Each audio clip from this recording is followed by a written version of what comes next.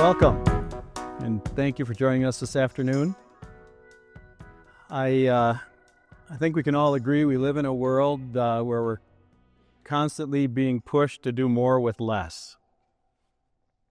Today I'd like to discuss that drive for efficiency, the role technology plays in it, and some real-world examples of technology in action.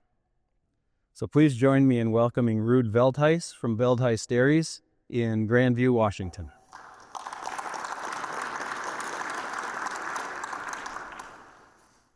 Hi everybody, Ruurd Veldhuis here. They asked me to do a little overview of our farm, so I'll do that first and then we'll get to talk a little bit about technology. So when I talk about our farm, it always starts with my dad. He immigrated from Holland. When he was a kid, he actually heard, as it says there, sounds of coin in his pocket. He wanted to go to the land of opportunity. So he asked his parents to go when he was like 16, 17. They wouldn't allow him. After he was 18, he came over anyways, started in Washington on a farm, working there. Got really cold, went down to Artesia, was working on a dairy down there, and as he tells the story, he couldn't find a good wife, so he wanted a Dutch wife, so he went back to Holland. Went back to Holland for a while there, met my mom. My sister was actually born there. He wanted to come back. Father-in-law didn't want to let it happen, but they left anyways, convinced my mom that he wanted to go. So actually came over on a 2-week extended vacation and never went back. That was in the early 80s, and he was lucky enough to get amnesty in 85, so we came over legally. So we had a few little dairy happenings in the 90s, but we really got our start in 2000. So we're centralized around Grandview, Washington. You can kind of see our dairies as we acquired them through the years. So we're actually on 6 different sites as a total, and then we have 2 calf ranches, which total about 40,000 head on hutch calves and feeder calves. This is the home place. We milk about 7,200 cows over here. It's a double 31 and a double 35 parallel, and it does the freshening for about 5 of the other dairies. Denver's a small little satellite place, double 12. We kind of keep all our older cows over here. We call it the retirement dairy. That's kind of managed with the home place. Built the commodity barn in 2014, actually where me and my wife got married. It's a nice story. It's kind of across the road from the home place. Feeds 3 dairies, and then also mixes all the dry grain ingredients that gets shipped to the satellite farms. It's the inside of the building, not as pretty as when we got married. Our first new build we built in 2012, double 35 parallel, milks 40, 200. So actually I made this presentation about a year ago. We were dry and freshening on site, but we're actually doing that back centralized again. We could talk about that a little later. Affi collars have been there for 2 years now, and the sort gates have been operational for about 18 months over there. FRH Dairy was our second new build. This was built in 2019. Same copycat barn of Veldhuis. We've had Affi collars there about a year, and the sort gates are coming online in about 2 weeks. Yeah, so I put this together, my boys there. My philosophy has been we've grown so much in 20 years that I want to get better. We've kind of grown out of room to grow in an area, so my philosophy was we want to get better, right? So what do we do to get better? All things that we had on the table when it was discussed. So one of the phases I want to clean out for the smaller dairies and build a rotary with sort systems, collars, everything, right? That's going to be the next phase. In that, we've already seen a lot of these improvements, improved preg rate. In the Veldhuis dairy, we're doing activities every day. So we freshen daily, well, obviously freshen daily, but we breed daily, preg check daily, dry cows daily, give shots daily, vaccinate daily, hoof trim daily. Employees, more efficient on labor. And the biggest thing that I've got to like is the profit efficiency as known per cow. This was the rotary that we're in the middle of building right now. We broke ground. They're flying steel this week.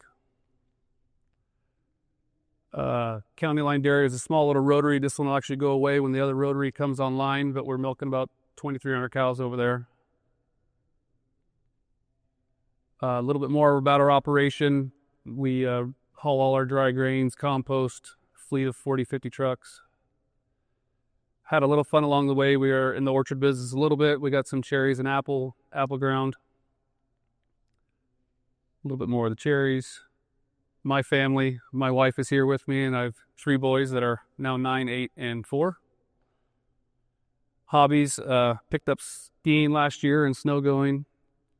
And then my boys have been in BMX. So yeah, that's a little bit of our farm. Thank you.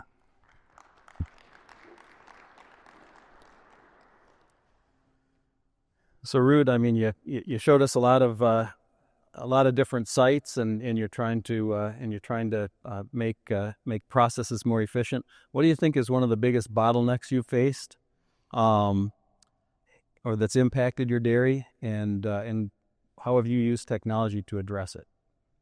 I think the biggest thing we all face is probably labor on the farm, right? That's one of the reasons why I wanted to go back to a rotary, and a good rotary. You got the guys, when the rotary's going around, the guys are standing there, right? And parallel, we face them at parallel, or chasing up and down, right?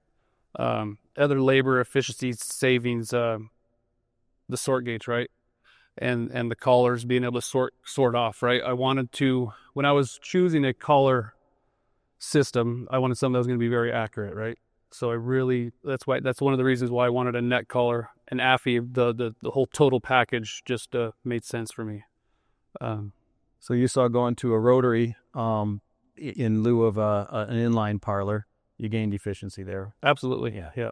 And then auto sort, you don't have guys out chasing cows around. No, and for instance, on our Lag Mapton site, when we switched to the sort gates, we've cut out about 4 guys over there, right? So we had probably 6 guys, 7 guys that work with the cows daily. We got that down to about 3 guys and doing every task daily. So you mentioned collars, and you did your homework on which system you wanted to implement at your dairy. Can you give us an example of how the data from those collars has helped you spot an issue or make a more, a more accurate decision? Yeah, I mean, I've noticed it completely on our cull rates as well. When you're identifying these sick cows right away, and this sick cow can get presented to the guys every day. We're not treating every cow that gets kicked out, but I would say 50 to 60% of the cows that the sort gates are kicking out, they need some sort of treatment. So yeah, we've lowered our cull rates on it, improved preg rates, heat detection. I mean, when I did my research, everybody always says everybody constantly said you're going to gain 10 to 20% in heat detection rates. I kind of called bullshit, but we literally got 15%. We went from 70 to 85 to 90. Preg rates, we jumped about 10%. It's pretty phenomenal. And I imagine that plays into labor efficiency too. You don't have to have guys out watching cows. Yeah, in pens. Yeah. No, I mean, I would say the best thing about the sort gates is everything gets presented to the guys, right? They're not out chasing the cows. We went as far as we ripped the lockups out. So everything is just done right there in our sort system. You and I were talking earlier, and you mentioned that you were able to consolidate and even reduce cow numbers since you've implemented some technology. How has that worked? Yeah, so we're in the process of doing a little bit of consolidation. We're getting there. We did decrease in numbers because we wanted to be more efficient, right? And when we're daily tracking everything, we can figure out how efficient we are, right?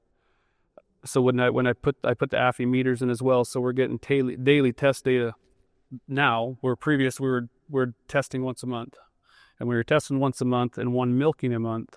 I called it was 1 out of 90, right? And then you have so much error in that, so you're using 1 test out of 90 in a month, and that's what you're judging your cows on. Getting a snapshot instead of the whole video. It's not accurate. Yeah.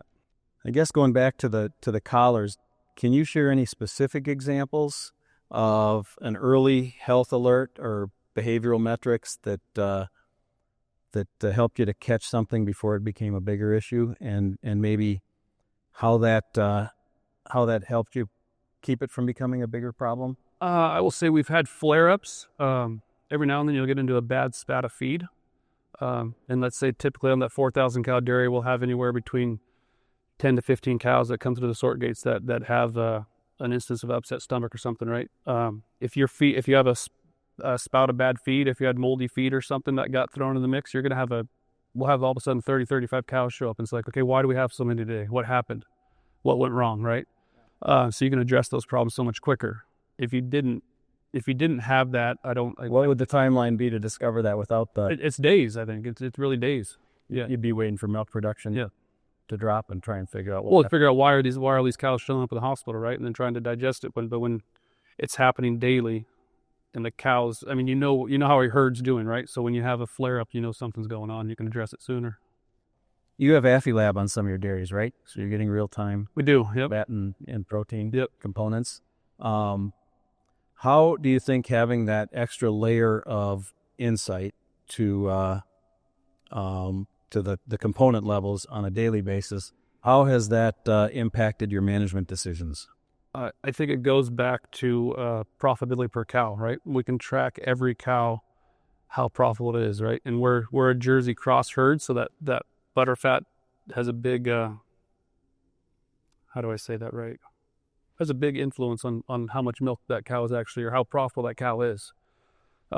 With the collars as well, we've been getting a little bit of AFI feed efficiency data. I will say I was very skeptical of the data at first. I didn't understand how they could actually pull that data. So like I said, we were skeptical of it. So we actually put every cow under a spreadsheet as well, and we have a scale system so we could weigh every cow, right? And then we say, okay, every cow is going to roughly eat 3% of its body weight. So since I had all the data, we numbered all our cows on that farm, let's say 1 to 4,000, the most profitable to least profitable. And then we got the report from AFI, and I will say out of the bottom 400 cows, probably 250 to 300 of those match. So I don't know how they do it, but they're accurate. Well, that makes two of us. But you also showed us a slide earlier of the dairy that you've got under construction. Yes. Building a new greenfield site rotary. You kind of take us into the thought process of what technologies you wanted to implement in the new dairy as you were planning it.